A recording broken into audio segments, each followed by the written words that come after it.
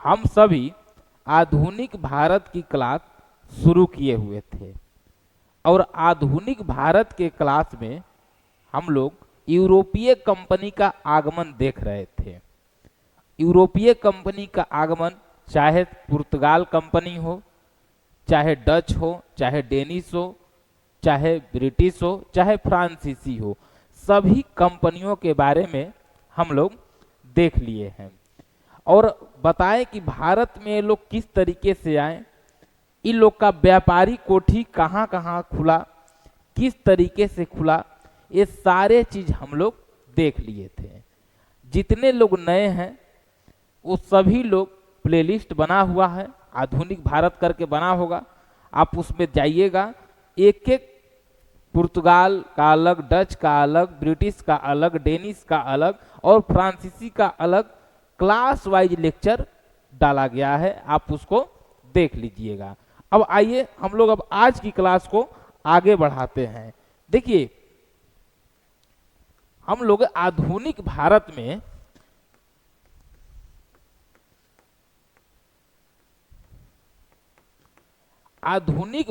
में पहला चैप्टर हम लोग शुरू किए थे यूरोपीय कंपनी का आगमन। यूरोपीय कंपनी का आगमन, और इस आगमन में हम लोग देखे क्या, सबसे पहले यहां जो भारत में आई वो पुर्तगाल थे, उसके बाद डच थे, उसके बाद ब्रिटिश थे, उसके बाद डेनिश थे, उसके बाद फ्रांसीसी थे।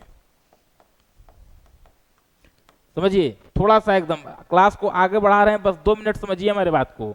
यूरोपीय कंपनी में सबसे पहले आए पुर्तगाल, उसके बाद आए डच, उसके बाद आए ब्रिटिश, फिर आए डेनिश, फिर आए आपको फ्रांसीसी, मान लीजिए। ठीक है, अब देखिए कि भारत में आगमन पुर्तगाल के बाद किसका है, डच का।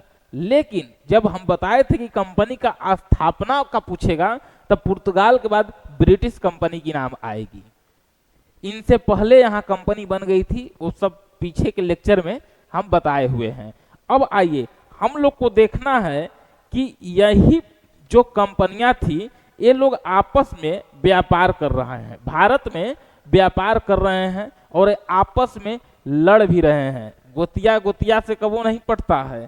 आप देखें कि पुर्तगाल डच जब हावी हुए तो इन दोनों में लड़ाई हुआ, ब्रिटिश जब आए तो ये लोग, यहां तक कि भारत का एक शहर मुंबई, अब मुंबई को समझ लीजिए कि आपस में ही लोग दहेज में दे रहा है। ना यूरोप का वो हिस्सा है, भारत का हिस्सा है, उसमें भारतीय शामिल नहीं है, लेकिन भारत के हिस्से को ये लोग आपस में दहेज में दे रहे हैं। आप देखे थे कि वहां पर दिया गया था ब्रिटिश राजकुमार को, ये मुंबई दहेज में दिया गया था, फिर यहाँ की ब्रिटिश कंपनियां रेंट पर लेके वहां काम कर रही थी। अब कहने का मतलब कि देखिए हम लोग के देश में ये लोग तो आए गए, लेकिन अब आगे जो बात होगी ब्रिटिश की, क्योंकि ये लंबे वक्त तक हमारे भारत में अब ये शासन करेंगे, राज करेंगे। आप इतना ही से समझ लीजिए कि ये जो ब्रिटिश हैं, ये ब्रिटिश ये भारत में इस तरीके से राज किए, शोषण किए कि उस समय के संदर्भ में एक भारतीय के नाते एक बात समझिए, उससे ही पता चल जाएगी कि आगे की कहानी कितना दर्दनाक होगी। अपने ही देश में ना अपने हक का रोटी था और ना अपने हक का पानी था।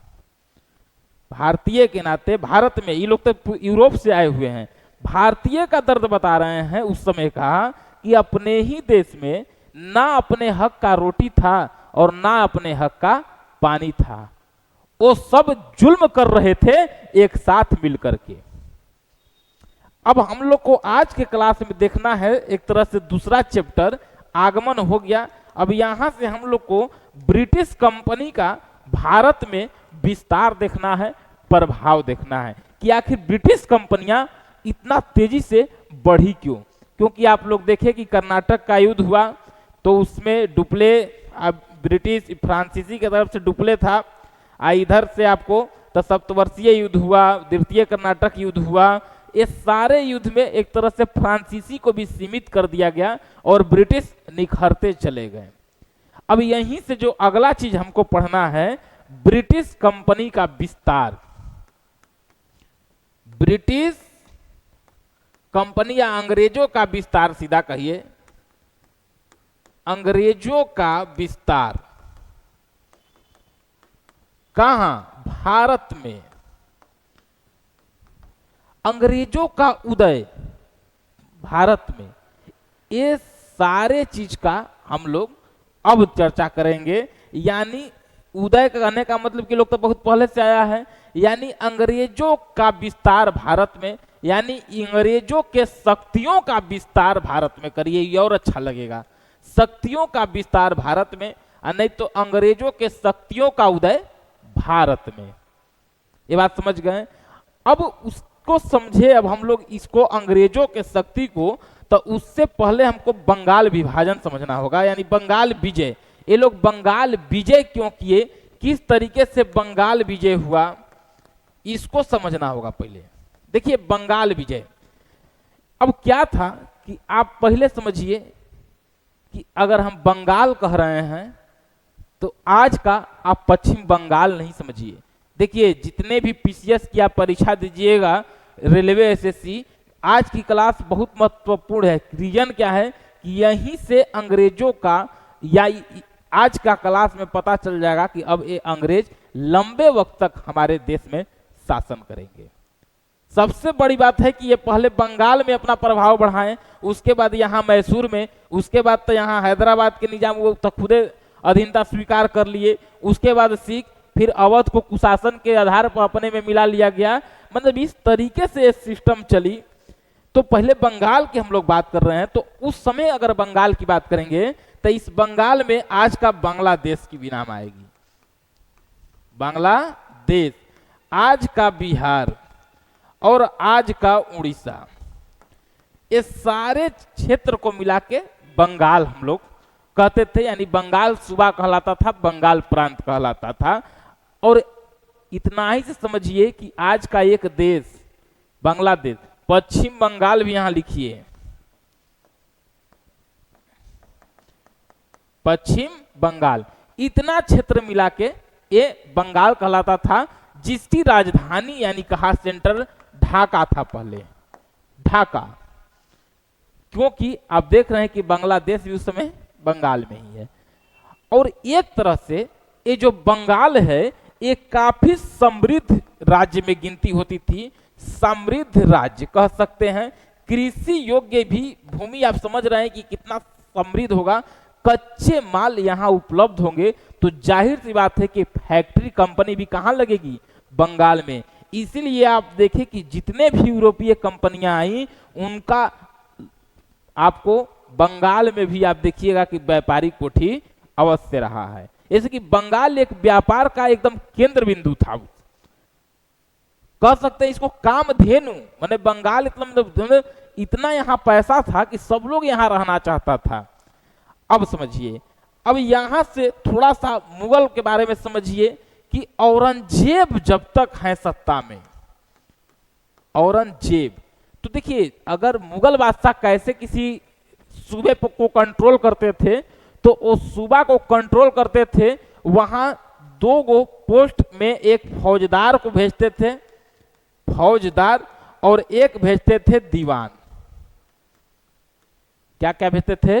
तो एक फौजदार और एक दीवान। इसी से मुगल बादशाह हमेशा राज्य पर अपना मतलब कमांड करते थे। अब इनको करते क्या थे कि ये दीवान का मतलब आपको हो गया कि ये पैसा कौड़ी का बात रखते थे, जितना टैक्स कलेक्शन है ये सब ही करते थे। नाम से ही आप समझ रहे हैं कि फौज मतलब सैन्य डिपार्टमेंट फौजदार के मतलब डिपार्टमेंट में था। कहाँ कितना हाथी है, कहाँ कितना सैनिक है, कहाँ कितना सैनिक और बढ़ेंगे, ये सारी यहाँ ये दोनों हिसाब देते थे यहाँ। उस समय बंगाल के ही एक दीवान थे जिनको औरंगजेब ही भेजे थे, इन्हीं का नाम था मुर्शीद कुली खां। ध्यान से सुनिएगा एक एक बात को। क्या नाम था? मुर्शीद कुली खां। और ये मुर्शीद कुली खां दीवान बन के आए बंगाल में। और जब मुर्शीद कुली खां यहां दीवान बन के आए तो ये पहले दीवान थे, लेकिन फौजदार जो थे ये दोनों अलग अलग डिपार्टमेंट। मुगल इसी तरीके से शासन कर रहे थे। और ऐसा नहीं है कि जब मुगल थे तो भी आपको औरंगजेब के समय भी ब्रिटिश अपना कंपनियां सब चल रही हैं, लेकिन ये लोग सिर्फ व्यापार कर रहे हैं। ये लोग अधिकार और राज करने के बारे में कल्पना भी नहीं कर सकते हैं, क्योंकि औरंगजेब मुगल काल औरंगजेब तक बहुत सही चला है। इसलिए औरंगजेब के बाद जितने लोग मुगल शासक में आएंगे वो सारे लोग को क्या कहा गया है? तो औरंगजेब के ही पीढ़ी के बाद कहा गया कि उल्लू के मतलब बाज के घोंसले में, यानी औरंगजेब तक को बाज कहा गया है इतिहासकार के अनुसार। इनके बाद जो लोग आएंगे उनको उल्लू की संज्ञा दिया गया है इतिहासकार के अनुसार। इसीलिए आप देखिएगा कि औरंगजेब के मृत्यु के बाद यहां पर अब पढ़ा जाता है क्या? उत्तर मुगल काल कहा जाता है। तो समझिए कि जब तक ये औरंगजेब थे तब तक तो कोई समस्या नहीं उत्पन्न थी, लेकिन 1707 में औरंगजेब की मृत्यु हो जाती है। देखिए यहां हम क्रॉस किए हुए हैं। जब औरंगजेब की मृत्यु होती है तो इसके बाद कोई योग्य शासन मतलब योग्य मुगल बादशाह नहीं आते हैं। कोई 2 साल कोई 1 साल के लिए ये लोग आपस में अथुई करने लगता है। और उसी बीच में कई सूबा जो है मतलब सूबा मतलब राज्य, और कोई सूबा अपने को स्वतंत्र कहने लगते हैं कि नहीं भैया अब हम अलग रहेंगे, हमको वहां से डिपार्टमेंट नहीं है। इसीलिए एक क्वेश्चन और ध्यान रखिएगा कि मुगल बादशाह से सबसे पहले स्वतंत्र हुआ बंगाल, मतलब हाथ से निकल गया बंगाल। तो जो मुर्शीद कुली खां ये टैक्स जो ये लोग देते थे, तो जब ये डेट किए औरंगजेब तो दीवान भी यही, फौजदार भी यही। अब मुर्शीद कुली खां हो गए नवाब, यानी कि अब ना हिसाब देना है ना कुछ देना है, अभी हेड बन गए। अब हिसाब तो देना है नहीं, ऊपर की देखिए यहाँ इतना टैक्स कलेक्शन हुआ है, इतना ही हुआ है, तो ये बन गए अब नवाब। सूबेदार यानी सूबे का अब मालिक सर्वे सर्वा यही हो गए। कौन हो गए? मुर्शीद कुली खां यानी सूबेदार और नवाब हो गए।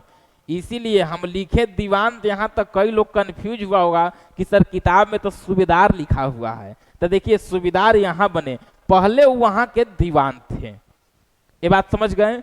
जब इतना बात समझ गए तो अंग्रेज का भी नजर है।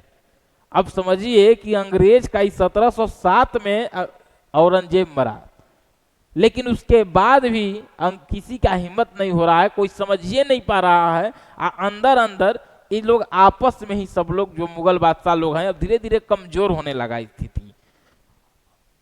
अब देखिए, अब जब मुर्शीद कुली खां जब दोनों के सर्वासर्वी बन गए, उसी बीच में इस 1707 में मरे, तो 1717 में एक व्यक्ति आते हैं फर्रुखसियर। और ये फर्रुखसियर जब आते हैं तो फर्रुखसियर को ही एक बीमारी हो जाती है। और जब बीमारी हो जाती है फर्रुखसियर को, तो उस बीमारी का इलाज भारत के कोई वैद्य से नहीं होता है, लेकिन यही ब्रिटिश ईस्ट इंडिया कंपनी के अंतर्गत एक व्यक्ति रहते हैं जो फर्रुखसियर का इलाज करते हैं और फर्रुखसियर ठीक हो जाता है। और फर्रुखसियर खुशी में कहता है कि आप बंगाल में जितना हो व्यापार करिए, खाली 3000 सालीना हमको दे दीजिए। अब बताइए कि जहां से इतना टैक्स कलेक्शन हो रहा है, आप 3000 दीजिए, कई दस्तक में छूट भी दिए आपको फर्रुखसियर लोग को, अब तक जाने बचा है, तो ये बहुत काफी रियायत दिए अंग्रेजों को। जब काफी रियायत अंग्रेजों को मिल गई तो अब यहां से सब कुछ चल रहा है। अब थोड़ा सा अब समझा जाए हम लोग, तो अब मुर्शीद कुली खां यहां हेड पर बैठे हुए हैं। देखिए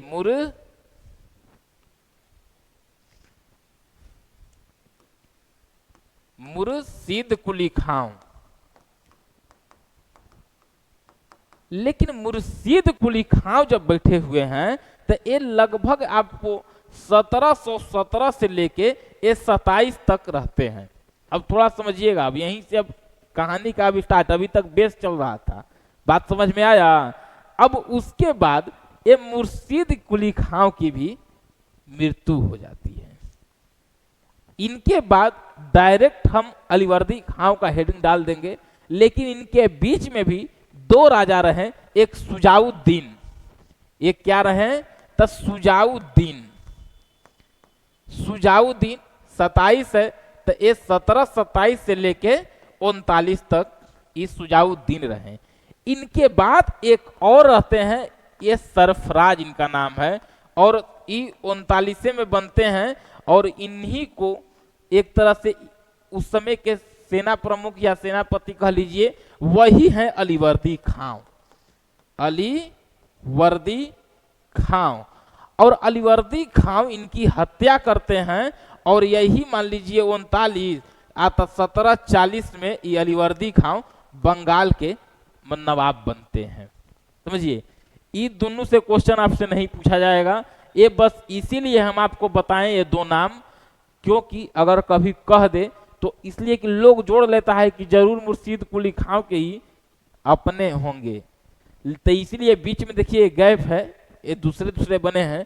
और ये बाद में इस सरफराज के एक तरीके से उसके शासन के दौरान इस सेना का हेड कह सकते हैं, सेनापति, सेना प्रमुख जो कह लीजिए, ये उनकी हत्या करके अब 1740 में अपने अलीवर्दी खां सेंटर में आते हैं। लेकिन जब बंगाल के नवाब अलीवर्दी खां बने, तो अलीवर्दी खां मुगल बादशाह, क्योंकि अब तो मार के बने हैं, तो पहले तो चिंता थी कि इनको अपने आप को वैद कहना था कि हम कम से कम वैद नवाब हैं।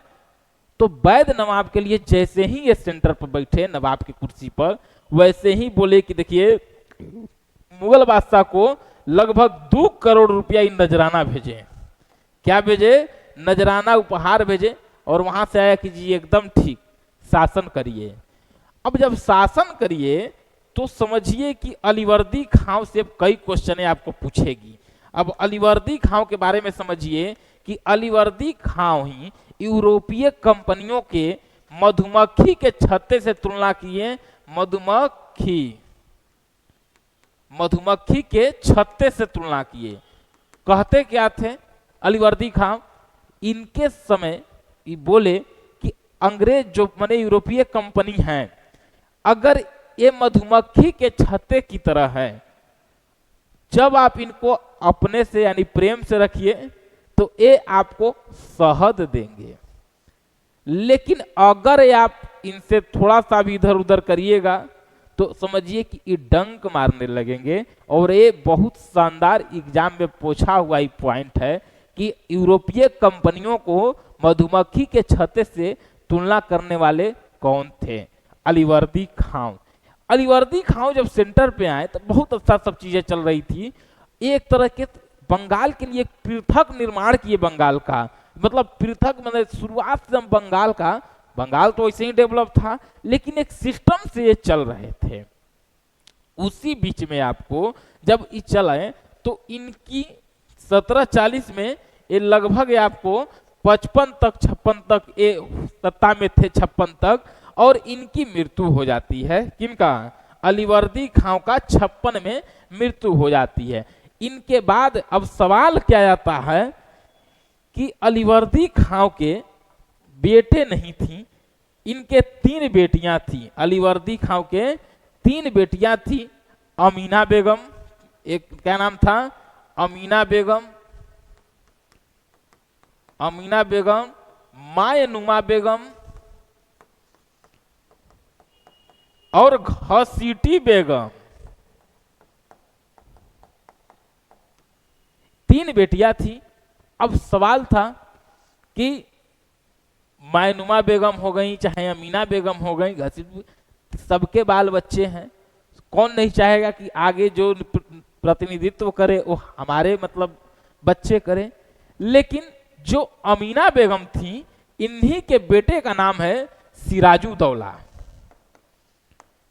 अब समझिए कि अगर सिराजुद्दौला 56 में अब ये बंगाल के नवाब बनते हैं। क्या बनते हैं? तो बंगाल के नवाब कौन बनते हैं अब? तो सिराजुद्दौला।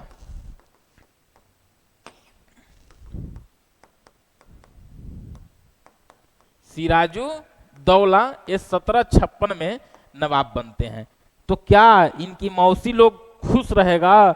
नहीं, सबसे भारी चिंता में है घसीटी बेगम, क्योंकि उनके भी बेटा का नाम था शौकत जंग। तो ये लोग अपने परिवार से तो लड़िए रहे हैं 1756 में से ही सिराजुद्दौला। उसी बीच में आपको एक याद करिए, जब कर्नाटक का हम तृतीय युद्ध बताए थे तो आपको सप्तवर्षीय युद्ध बताए थे, और इस सप्तवर्षीय युद्ध के दौरान ही एक किलाबंदी का कंसेप्ट आया। सब लोग अपना अपना किलाबंदी कर रहा था, यानी फ्रांसीसी भी किलाबंदी कर रहे थे और आपको ब्रिटिश भी यानी अंग्रेज भी किलाबंदी कर रहे थे। तो सिराजुद्दौला बोला कि अरे तुम लोग रेंटर हो, यहाँ पर व्यापार करना है और उसके बाद टैक्स देना है, उसके बाद यहाँ किलाबंदी, तो ये सब नहीं होगा। यानी किलाबंदी पर रोक लगाए सिराजुद्दौला, किलाबंदी पर रोक। समझिए कि किलाबंदी पर जब रोक लगाए, फ्रांसीसी मान गए, लेकिन अंग्रेज उसको जारी रखे। जब अंग्रेज उसको जारी रखे तो वहीं पर जो आपको किला था जो अंग्रेजों का, फोर्ट विलियम पर ही आपको ये सिराजुद्दौला हमला किए। कहाँ किए? तो जो फोर्ट विलियम था, फोर्ट विलियम, वहां पर ये हमला किए। और समझिए कि सब अंग्रेज को तुरंत भगाएं। जैसे भाई सेना है इनके पास, अब सबको भगाएं। लेकिन कुछ दिनों के बाद में फिर लॉर्ड क्लाइव के नेतृत्व में यह सेना पुनः आई। लॉर्ड क्लाइव इस सब मराया तो मद्रास की तरफ भागा जब फोर्ट विलियम में। लेकिन यहाँ एक बातें और है, एक घटना, जिस घटना को ब्लैक होल कहते हैं। ब्लैक होल, ऐसे तो इस घटना को कई लोग सही भी कहते हैं, लेकिन कई लोग कहते हैं कि अंग्रेजों का एक तरह से मनगढ़ंत बातें थी। यहाँ था कि एगो छोटा सा रूम में लगभग 147 आदमी को सिराजुद्दौला बंद कर दिए थे, जिनमें से 23 आदमी बचे थे। और उस 23 में एक आदमी था हॉलवेल, वही बोला कि जी 23 में हम भी थे, बाकी लोग। लेकिन कोई राजा क्यों बंद करेगा एक रूम में सबको, समझे? इसीलिए। लेकिन ये ब्लैक होल की घटना कहेगा तो याद रखिएगा, इस सिराजुद्दौला जो फोर्ट विलियम पर हमला किए थे उस घटना को ब्लैक होल की घटना कहते हैं। समझ गए? अब ये घटना के बाद जब ये लोग लॉर्ड क्लाइव के नेतृत्व में फिर आए तो ये लोग फिर बंगाल में प्रवेश करने में सफल रहे। प्रवेश करने में अर्थात जब लॉर्ड क्लाइव आए तो लॉर्ड क्लाइव और सिराजुद्दौला के बीच में अलीनगर की संधि हुई। अलीनगर, आपको पता है कि कलकत्ता का पुराना नाम अलीनगर ही है। अलीनगर की संधि हुई और इस अलीनगर के संधि में हुआ कि चलिए ठीक है आप लोग रहिए। आप लोग ये भी बोला कि नन्ना ठीक है कहते थे, ये सब आखिर रहता है तो कुछ ना कुछ तो पैसा देवे ना करता है। नन्ना मतलब सिराजुद्दौला को लगा कि हमारे नन्ना अली वर्दी खां तो ठीक है कहते थे कि सब तो ये सबको प्रेम से रखना है, तो हुजूर कुछ नुकसान हुआ है। सिराजुद्दौला का नहीं ठीक है हम देंगे। इसके बाद वो भी हुआ, सब सिस्टम चल रहा है। लेकिन अबरी अंग्रेज पूरे तैयारी में है। अब अंग्रेज तैयारी में सर क्या है?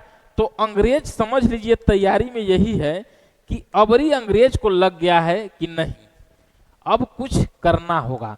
तो जब दरबार में ये लोग जाते थे तो सिराजुद्दौला के ही एक सेनापति थे, सिराजुद्दौला के एक सेनापति थे, सेनापति, और इन्हीं का नाम था मीर जाफर। जब अंग्रेज एंट्री मारते सिराजुद्दौला में यानी वहां भवन में, तो गेट पर मीर जाफर अपना भेंट हो जाते थे। तो मीर जाफर से कहते थे लोग कि आप से एक बात कहते हैं, खिसियाइएगा नहीं ना? तो ना बोलिए ना, बोलिए। देखिए सिराजुद्दौला जी तो खैर हैं, नवाब हैं, लेकिन ओरिजिनल नवाब आप लग रहे हैं। ये भी दो बार देखे कि अरे ओरिजिनल नवाब हम ही लग रहे हैं, तो अब कैसे? धीरे धीरे कई बार इनको कहा गया, तो समझ लीजिए कि अब अंग्रेज एक तरीके से इनके ही जितने भी थे बंगाल के, इनके प्रमुख सेनापति को ही अंग्रेज अपने पक्ष में मिलाए। यहाँ के जो व्यापारी थे, आपको कई लोग थे, आपको व्यापारी थे, ये सारे लोग को अपने का तरफ मिला के जो वहाँ के सब मानचंद हुए, सब की लोग अंदर अंदर मिल रहे हैं अंग्रेजों से। अब जब अंग्रेजों से मिल रहे हैं तो अब अंग्रेज क्या करेगा? तो अबरी सिराजुद्दौला नहीं, अबरी अंग्रेजे हमला करने के लिए चढ़ेगा। और देखिएगा फिर कि फिर जब अंग्रेज को लग गया कि अब होगा, तो पहले तो ये सब चंद्रनगर पर हमला किया और चंद्रनगर को अपना में मिला लिया। अब यहीं से देखिए एक ये सब पैर जमाना शुरू कर रहा है।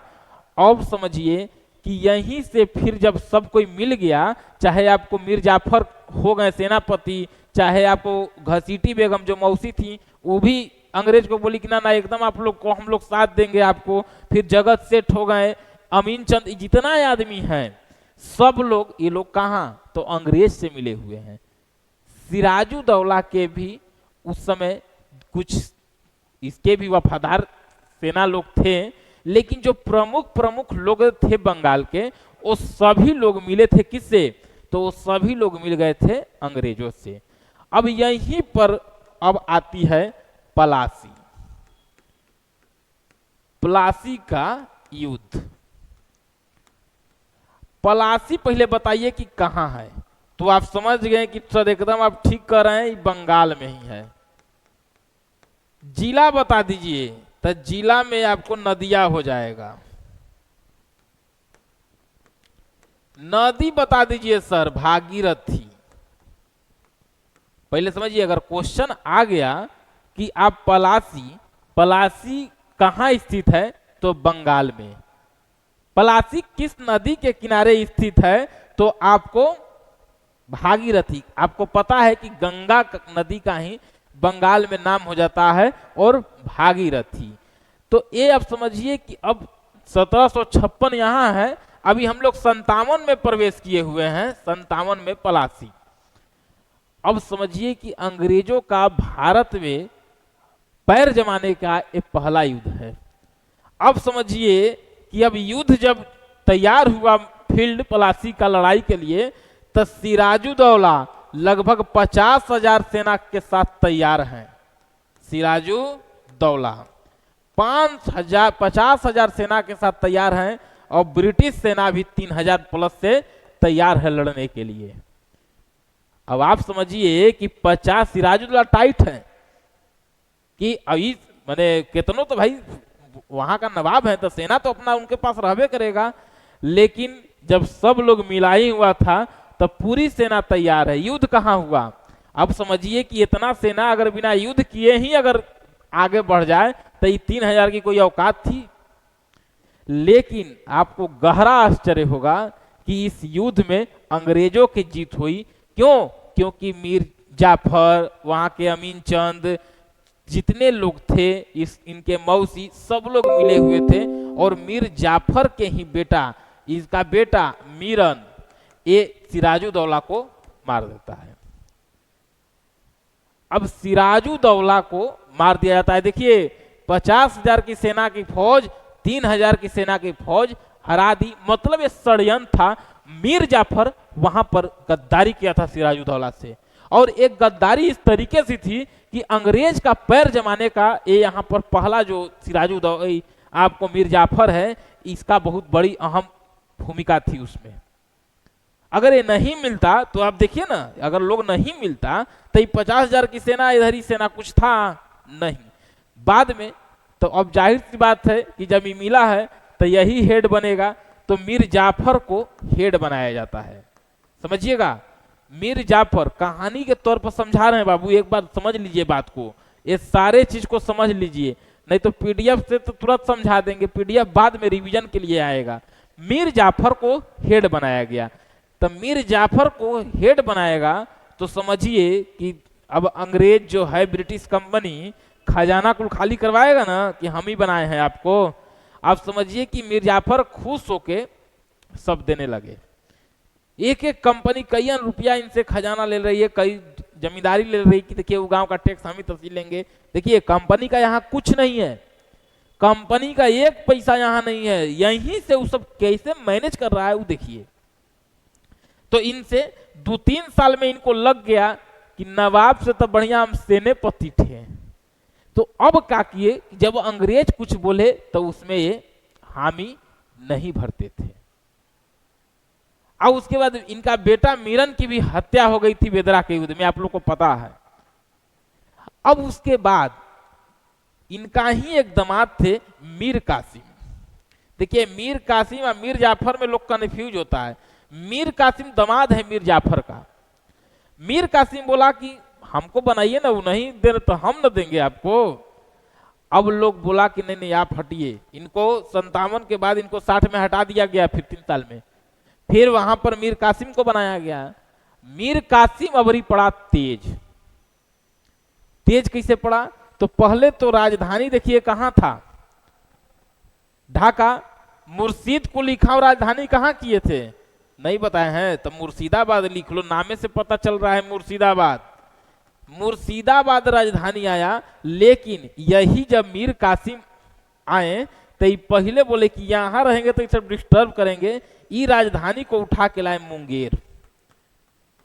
मुंगेर अब जो अंग्रेजों का जो फरुखसियर के तरफ से जो था कि आपको टैक्स में रियायत है, आपको कम देना है, तो ये बोले मीर कासिम की देखिए सब ठीक है लेकिन आप लोग भी टैक्स दीजिए, अब कम से कम 10% टैक्स दीजिए कि हमको मुगल बादशाह से परमिशन है हम लोग को। आप तो ये बोले कि तो ठीक है, जो छूट आप लोग को मिली है वो सभी छूट हम भारतीय व्यापारी को भी दे रहे हैं। अब इस बात से ये सब चिढ़ गया। उसके बाद इनको भी हटाया। उसके बाद क्या ही तो भागिए गए। फिर वहां से एक पटना कांड हुआ।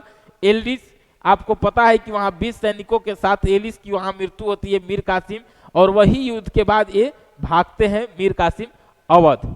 और जब अवध ये जाते हैं तो अवध में ही फिर आपको वहां पर मुगल बादशाह शाह आलम द्वितीय, अवध के नवाब सुजाउद्दौला और ये मीर कासिम, ये तीनों मिलके एक सेना मतलब तैयार करते हैं। और यहाँ पर 63 चल रहा है और 64 में आपको यहाँ पर बक्सर के युद्ध होती है। और इस बक्सर का युद्ध से भी क्वेश्चन आपको पूछ सकता है। बक्सर कहाँ है, तो आपको पता है बिहार में। नदी कौन, तो करम नासा। और इसी बक्सर के युद्ध में अबरी षड्यंत्र नहीं था, अबरी युद्ध हुआ था। इस बार कोई नहीं मिला था, तीनों सेना खड़ी थी, यानी अवध के भी नवाब की, मुगल बादशाह की भी सेना थी, और मीर कासिम के भी जो कुछ लोग थे वो भी होंगे, सभी लोग। और यहाँ पर अंग्रेज के सेनापति थे हेक्टर मुनरो। उस समय बंगाल के गवर्नर कौन थे, तब बेंसी टाट। लेकिन पलासी के समय गवर्नर भी थे लॉर्ड क्लाइव और सेनापति भी थे लॉर्ड क्लाइव। बात समझ गए।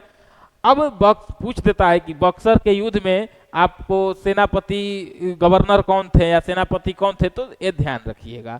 जब ये युद्ध हुआ तो यहां अंग्रेजों की भी यहां भी जीत हुई। तो समझिए कि मीर कासिम तो भागे, कुछ दिन में इनको मार दिया गया। अब अवध के नवाब और मुगल बादशाह को अंग्रेज बोला कि इधर आइए। अब उस समय देखिए लॉर्ड क्लाइव नहीं है, लेकिन फिर यहीं के बाद इलाहाबाद की संधि किया जाता है। कहाँ की संधि, इलाहाबाद की संधि। और इस इलाहाबाद की संधि 2 संधि होती है। एक संधि में पेंशनर बना दिया जाता है और अवध के नवाब से उनका इलाहाबाद और कड़ा का क्षेत्र छीन लिया जाता है और कहा जाता है कि आप अपना रहिए। मुगल बादशाह लोग को पेंशनर बना के छोड़ दिया जाता है। बदले में बंगाल, उड़ीसा, ये सारे जो क्षेत्र देख रहे हैं, बिहार, ये सभी की मतलब आपको दीवानी मांग लिया जाता है, क्योंकि यहाँ टैक्स कलेक्शन पैसा है। और जब ये कलेक्शन मांग के तब यहां से लग गया कि अब अंग्रेज अब लंबा शासन के लिए तैयार हैं। समझ गए। जब इतना बात हम लोग समझ गए तो ये देखिए विस्तार कैसे हुआ। पहले बंगाल विजय हम लोग देखें, और बंगाल विजय देखने के बाद हम लोग क्या देखें, तो बंगाल विजय के बाद हम लोग देखें पलासी, पलासी के बाद हम लोग क्या देखें, बक्सर। अगर इतना बात अब समझ गए आप लोग, तो अब एक बार पीडीएफ पर भी देख लीजिए। देखिए पीडीएफ हम बाद में लाते हैं, जो लोग जान रहे हैं वो सभी लोगों को पता है। अब देखिए यही बात हम बताएं कि मुर्शिद कुली खां ये पहले दीवान थे। दीवान थे जब औरंगजेब मुगल बादशाह थे तो ये आपको दीवान थे।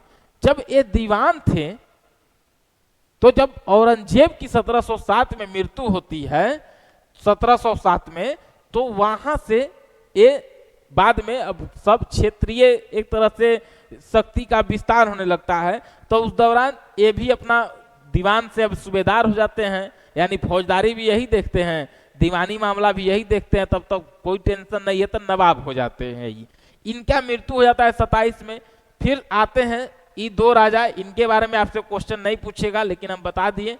सुजाउद्दीन 27 से 39 रहते हैं, सरफराज, और इन्हीं को ये मार के अलीवर्दी खां हेड बनते हैं। जब अलीवर्दी खां हेड बनते हैं तो इन्हीं के शासन काल में आपको पृथक बंगाल का निर्माण होता है। जब पृथक बंगाल की निर्माण होती है तो उसके बाद शासन में कौन आया? सिराजुद्दौला। सिराजुद्दौला परेशान इसीलिए था कि इनकी 3 बेटी अलीवर्दी खां की 3 बेटी अमीना बेगम, मैनुमा बेगम और घसीटी बेगम, तीनों के बेटा नहीं थे, परिवार थे। लोग चाह रहे थे कि हमारा व्यक्ति हेड बने, हमारा घर के मतलब हमारा बेटा हेड बने। लेकिन ये सिराजुद्दौला जो अमीना बेगम के ये पुत्र हैं, ये हेड बनते हैं फिर बंगाल के नवाब। और जैसे ही ये बंगाल के नवाब बनते हैं तो उसके बाद ये तो घर में भी लोग विरोध झेल रहे हैं। उसी बीच में हम लोग देखें कि सप्तवर्षीय युद्ध चल रहा था। उस दौरान एक किलाबंदी का कंसेप्ट आया, और जब किलाबंदी का कंसेप्ट आया तो ये मना किए कि देखिए किला नहीं बनाइए, किलाबंदी नहीं करिए, जिस पर फ्रांसीसी माने लेकिन अंग्रेज नहीं माने। इसीलिए फोर्ट विलियम पर हमला किए 20 जून 1756 को सिराजुद्दौला पूरे दल बल के साथ। और उस समय कलकत्ता गवर्नर कौन थे? तो ड्रैक वाटसन, और हॉलवेल थे वहां के एक तरीके से सेनापति। और यही ड्रैक वाटसन तो भागे वहां से, लेकिन ये फोर्ट विलियम हमला में यही हॉलवेल कहते हैं कि हम लोग 147 आदमी बंद थे एक कमरा में, छोटा कमरा में, जिसमें अगला दिन 23 बचे। लेकिन इसमें कई लोग कहता है कि ये बात सच्चाई नहीं है। उसके बाद आपको 9 फरवरी 1757 को अलीनगर की संधि हुई। हम आपको बताएं कि उसके बाद फिर लॉर्ड क्लाइव के नेतृत्व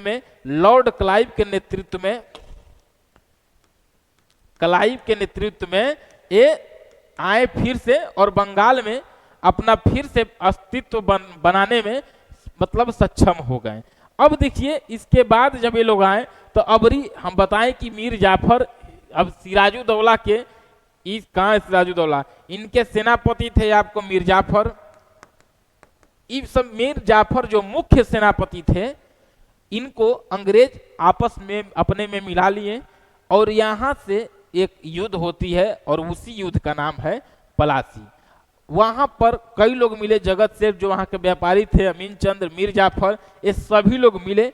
लेकिन उस समय भी सिराजुद्दौला के कुछ वफादार सेना थे, मीर मदन मोहन सिंह। ये लोग जब तक ये पलासी के लड़ाई में मैदान में थे तब तक तो सब कुछ ठीक था, लेकिन ये लोग भी जल्द ही माहौल को भाप लिए कि कुछ गड़बड़ है। और वही फिर लास्ट में मीरन जो मीर जाफर का ही बेटा है वो हत्या कर देता है। देखिए यहां तक बात समझ गए। अब यहां के बाद अगर बात समझ गए तो अब देखिए पलासी के युद्ध का परिणाम, यानी पलासी का युद्ध हुआ तो सर परिणाम तो आप अपने से समझ गए कि धोखे से विजय हुआ। धोखे से यानी ये तो एक षड्यंत्र था। अपने अनुसार बंगाल का नवाब देखिए निर्धारण करने लगे, मीर जाफर को बना रहे हैं ना, मीर कासिम किए ना, तो यहां से ये लोग अपने मनपसंद नवाब को बनाने और हटाने लगे। 30 जून 1757 मीर जाफर नवाब बन गया, और यही मीरन की मृत्यु हो जाती है। जब मृत्यु हो जाती है तो इनका दामाद है मीर कासिम जो नवाब बनता है। क्यों? क्योंकि ये 57 के बाद, ये 2-3 साल के बाद खजाने खाली हो जाता है और देने से इनकार कर देते हैं कि देखिए नहीं है, कहां से हम दें। तो ये आपको कहते हैं कि इधर आइए, मीर कासिम को हेड बनाते हैं, और मीर कासिम जैसे ही बना तो ये थोड़ा तेज था, ये दस्तक का जो दुरुपयोग यहाँ से हो रहा था, ये सभी चीजें होने लगा। तो एलिस ई लोग अंग्रेज सेना को हराया और अवध भाग गया। जो दस्तक का दुरुपयोग था, दस्तक मतलब बताया ना कि फर्रुखसियर के समय जो इलाज हुआ था, उस समय इनको जो सुविधाएं मतलब मिली थी कि आप इतने दीजिए, आप व्यापार करिए साल भर, कोई आपको टैक्स देने की आवश्यकता आपको नहीं होगी। समझ गए? अब अंग्रेजी सेना को ये हराए, अवध भाग गए और यहीं पर एक मुगल की सेना यानी शाह आलम द्वितीय, एक सुजाऊ दौला जो आपके ये कहाँ के हैं, ये अवध के नवाब हैं, सुजाऊ दौला और ये मीर कासिम, ये सभी लोग मिलके 22 अक्टूबर 1764 को बक्सर का युद्ध हुआ करमनासा नदी के पास। करमनासा नदी के बाद, और इस युद्ध में भी अंग्रेज जीते। और इस युद्ध यही बक्सर के युद्ध में अब पता चल गया कि अब अंग्रेज भारत में लंबे समय तक रहेंगे। यानी शक्ति का विस्तार का ये स्टार्टिंग पॉइंट है। उसका हल्का झलक पलासी तो षड्यंत्र था, लेकिन बक्सर का एक प्रॉपर युद्ध हुआ था, लेकिन उसमें भी अंग्रेजों की विजय हुई। बात समझ गए? अब देखिए पलासी, तो यहां समझ लीजिए जो क्वेश्चन आपसे एग्जाम में पूछेगी अभी हम बताएं कि लॉर्ड क्लाइव, अगर बात करिएगा पलासी में जो 1757 में हुआ 23 जून को, तो लॉर्ड क्लाइव एक बंगाल का गवर्नर भी है और सेनापति भी है। यानी युद्ध का सेनापति भी है पलासी का, और क्या है तो वहां का गवर्नर भी है। लेकिन बक्सर का जब युद्ध हुआ 22 अक्टूबर 1764 को, तो यहां पर सेनापति में हेक्टर मुनरो आ जाएंगे, हेक्टर मुनरो, और गवर्नर में बंगाल के आ जाएंगे बेंसी टाट, बेंसी टाट, बेंसी टाट। अब देखिए यही इलाहाबाद की संधि होती है कब? देखिए 64 में युद्ध हुआ, 65 में 12 अगस्त 1765 में पेंशनर और सत्ता की दीवानी ले लिया गया। यानी जो मुगल बादशाह थे, कहा गया कि धरिए 20-25 लाख रुपया धरिए, आज आप कोई पेंशन मिलते रहेगा, आप बदले में आप हमको बंगाल, बिहार और उड़ीसा का आप दीवानी दीजिए। उड़ीसा का दीवानी, दीवानी का मतलब आप समझ रहे हैं, पैसा कौड़ी वाली बात, तब दीवानी दीजिए। और उसके बाद 16 अगस्त 1765 को बुलाया गया कि इधर आइए, सुजाऊ दौला को जो अवध के नवाब थे, आप भी 50 लाख का हर्जाना भी भरिए, और कड़ा और इलाहाबाद इनसे छीन लिया गया। बताइए इतना बात आपको समझने में कोई समस्या है? अब अगर आपसे पूछे कि ब्रिटिश का विस्तार भारत में किस तरीके से हुआ, तो बंगाल विजय हम लोग देख लिए, बंगाल विजय के बाद हम लोग पलासी की युद्ध देख लिए, पलासी के युद्ध से ये लोग अब अपने मनपसंद नवाब बनाने लगे, यहां से निर्धारण करने लगे कि कौन किस तरीके से होगा।